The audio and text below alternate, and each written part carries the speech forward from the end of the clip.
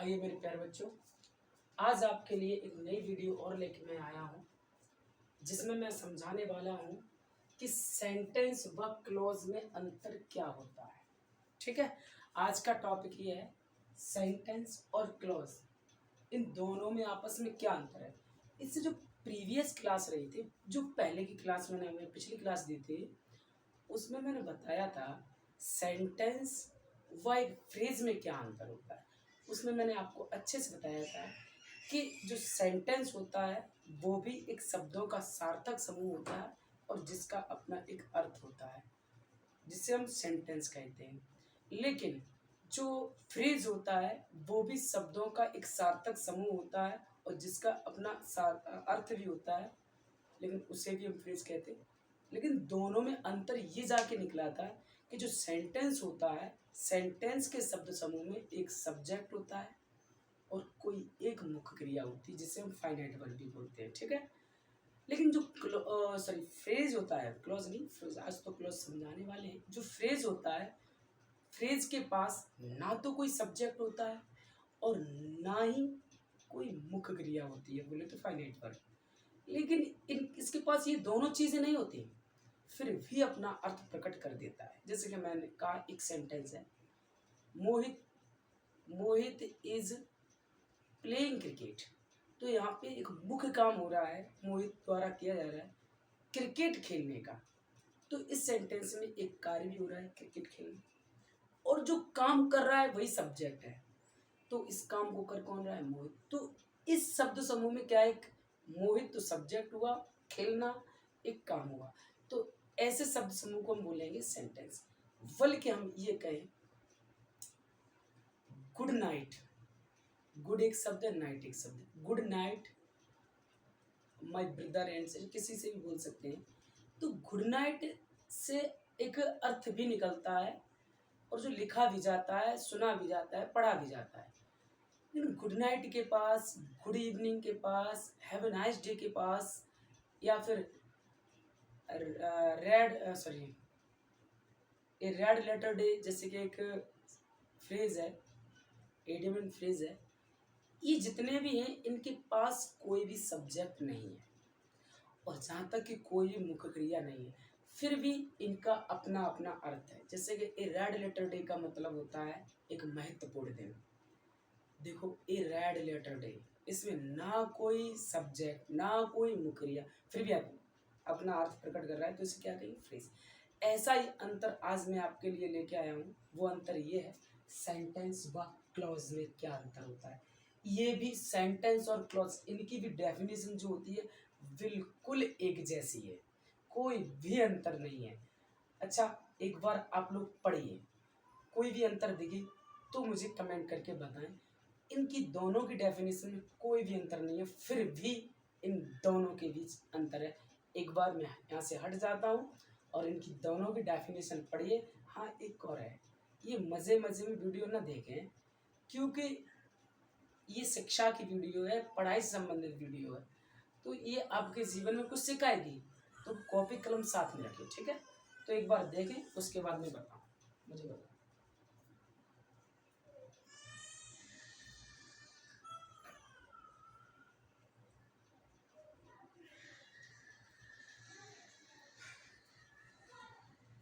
अच्छा, देख लिया? देखो, एक बार मैं आपको समझाता हूँ। यहाँ पे सेंटेंस किसे कहते हैं? शब्दों का एक ऐसा सार्थक समूह जिसका अपना कोई अर्थ हो तथा एक इस शब्द समूह में एक सब्जेक्ट हो, वह कम से कम एक फाइनाइट, कम से कम एक मैन वर्ब हो। मैन वर्ब को हम किस नाम से जानते हैं? Finite verb. वो ऐसे शब्द समूह को हम क्या कहते हैं? सेंटेंस कहते हैं। ठीक है, ये डेफिनेशन डेवलप की गई है पहले वाली डेफिनेशन से। सबसे पहली जो क्लास थी उसमें भी मैंने डेफिनेशन दी थी सेंटेंस की, उससे थोड़ी डेवलप कर दी गई। ठीक है, ज्ञान जैसे बढ़ता जाएगा वैसे थोड़ा बहुत डेवलप होता जाएगा, थोड़े बहुत चेंजेस आते रहेंगे। ठीक, अब देखिए, एक शब्द समूह है, Rohit will help me today. तो देखो, इस शब्द समूह में जो रोहित है वो कौन है? सब्जेक्ट है। हेल्प जो है वही तो काम है, तो ये हो गया इसका मुख्य कार्य, तो ये हो गई मैन वर्ब। ये मैन वर्ब, हालांकि वर्ब तो ये होती है, लेकिन इसे हम बोलते हैं ऑक्सिलरी वर्ब। क्या बोलते हैं? Auxiliary verb. ये ऑक्सिलरी वर्ब है, मैन वर्ब नहीं है। विल जो है ऑक्सिलरी वर्ब है, मैन वर्ब नहीं है। ऑक्सिलरी वर्ब को आप क्या बोलते हो? Helping verb. ठीक है, ऑक्सिलरी वर्ब को आप लोग क्या बोलते हो? Helping verb. लेकिन मैन वर्ब यहाँ पे हेल्प है। तो इस शब्द समूह में एक सब्जेक्ट भी है, जो मैंने बताया। देखो, इसमें एक सब्जेक्ट होता है, मैन वर्ब होती है, दोनों चीजें। तो इस शब्द समूह को हम क्या कहेंगे? सेंटेंस कहेंगे।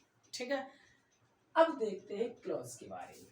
क्लॉज देखो किसे कहते हैं? शब्दों का एक ऐसा सार्थक समूह जिसका अपना कोई अर्थ हो, तथा इस शब्द समूह में एक सब्जेक्ट, जो बात यहाँ कही गई थी, वह कम से कम एक मैन वर्ब, जो बात यहाँ पे कही गई थी, मैन वर्ब को क्या कहा जाता है? फाइनाइट वर्ब हो। ऐसे शब्द समूह को हम क्या कहते हैं? क्लॉज कहते हैं। ठीक है, तो यहाँ पे देखिए क्लॉज क्या है। देखो, ये जो सेंटेंस मैंने पहले से जो लिख के रखा है, इस सेंटेंस में, ये सेंटेंस देखो यहां से लेकर के यहां तक, फुल स्टॉप तक एक ही सेंटेंस है, लेकिन इस एक सेंटेंस में दो क्लॉज है। सेंटेंस बड़ा भाई है, क्लॉज छोटा भाई है। एक सेंटेंस के अंतर्गत कई एक क्लॉज आ सकते हैं। तो ये जो सेंटेंस है, इस सेंटेंस के अंतर्गत दो क्लॉज हैं।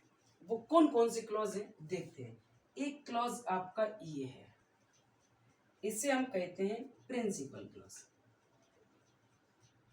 शॉर्ट में लिख दे पीसी, चलो शॉर्ट में लिख दे, दिख रहा है?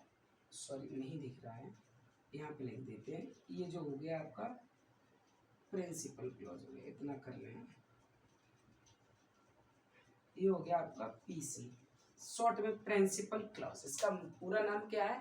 Principal clause. अब देखिएगा, यहां से लेके लास्ट तक ये एक और क्लॉज मिल गया, इसे कहेंगे एससी। एससी का मतलब सब ऑर्डिनेट क्लॉज। क्या हुआ?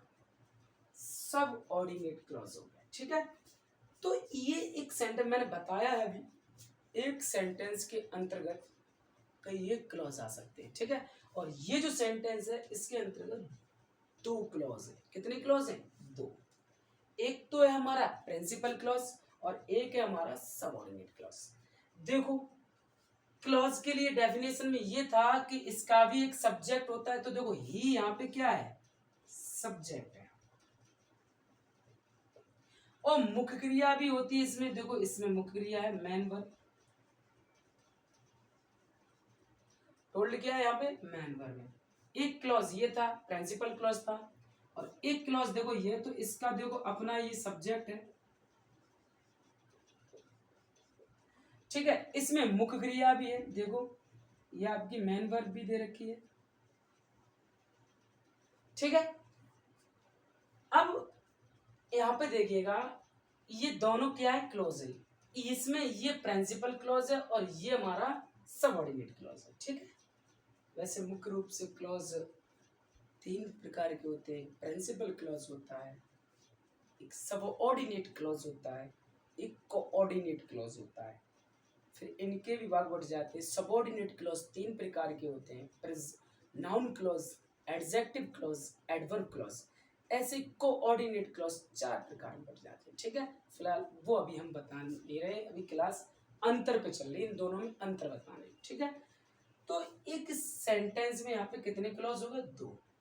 अब देखो, सेंटेंस में और क्लॉज में अंतर क्या होता है, मेन बात यहाँ पे आई। देखो, जो सेंटेंस होता है वो अपना अर्थ स्वयं प्रकट करता है।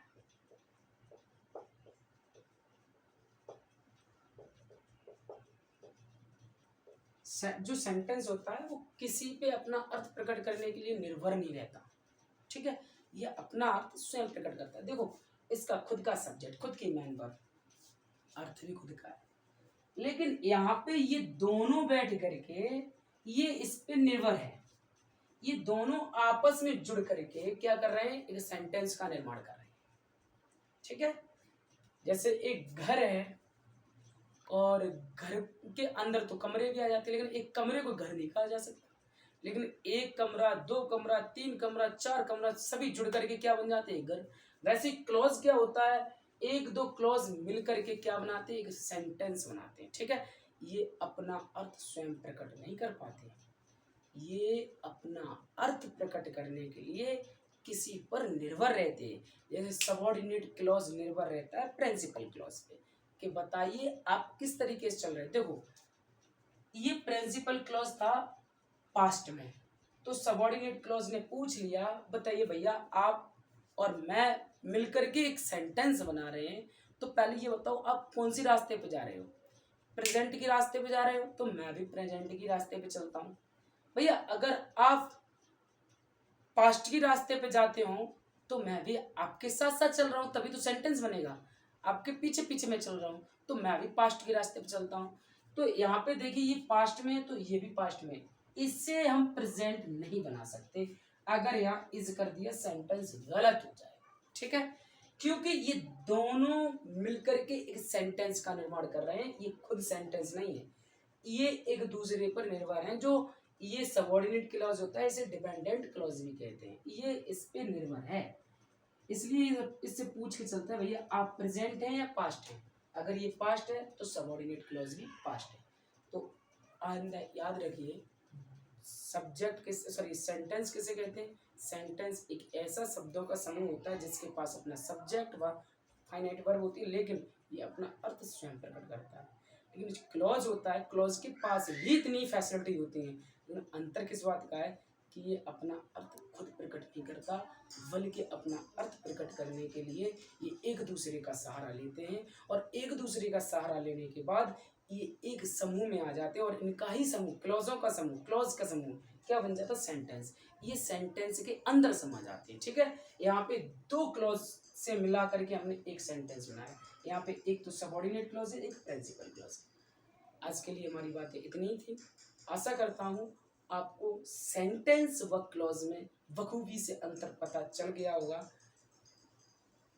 हमारे लिए आप मुझे मोटिवेट करने के लिए एक काम कर सकते हैं, इस वीडियो को जितना हो सके लाइक करें, सब्सक्राइब करें इस चैनल को, और इस वीडियो को जितना हो सके अपने फ्रेंड्स और रिलेटिव में जो स्टूडेंट पढ़ रहे हैं उनमें शेयर करें। थैंक्स।